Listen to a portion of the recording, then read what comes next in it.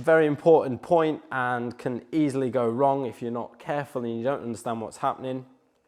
Again, an easy way to look at this is to imagine the throttle and your rear wheel and the connection between them. So as I've got maximum lean angle, that's where I start at 0% throttle. I'm at the apex, and then the first initial touch of the throttle is just a small one, and that initial first touch gets some weight to the back of the bike, helps the bike find a bit of grip, and then roughly speaking, the more you open the throttle, the more you need to start standing the bike up. If you imagine that right when you're at the side of the tyre, you should have 0% throttle, and then when you're in the middle on the biggest part of the tyre, you should have 100% throttle, and everything in between is pretty much quite a linear graph. So the more I pick the bike up, the more I open the throttle and keep going until I'm upright.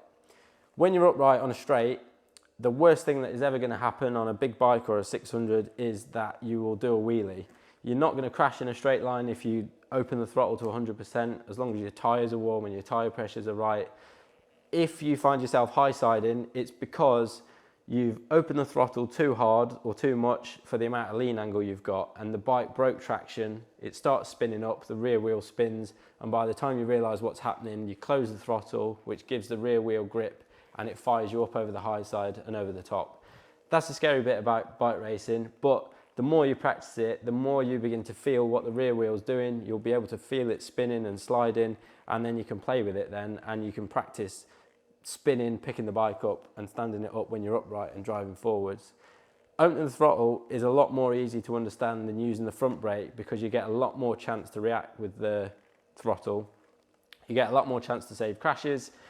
If you brake too hard going in, it's a lot harder to save a front end crash than it is a rear wheel one. If you're spinning the bike up, you'll get time to feel it and then gradually wind the throttle off and help yourself find a bit of traction. If you go in with a load of front brake and you turn in, if you do lock the front, it's quite likely that you'll just crash and you won't have a chance to save it. So it's easier to practice accelerating harder. It's one area I'd try and work on more earlier on in my career. But again, you need to be really careful. It's a slow process. Don't just go lashing the throttle on without knowing what you're doing first, and just build up slowly. As long as you build up slowly and you're gradual in the way you keep opening the throttle, nothing scary will ever happen. If you do a little bit, 1% more each lap, something will happen before you have a big moment. The biggest cause of crashes I see on track days is riders getting overtaken by other riders and then suddenly trying to go 5 seconds a lap faster, or doing something that's 5 seconds a lap faster than them. They make a big jump, they open the throttle way more, or they grab the front brake way more than they did the lap before, and that causes them to crash.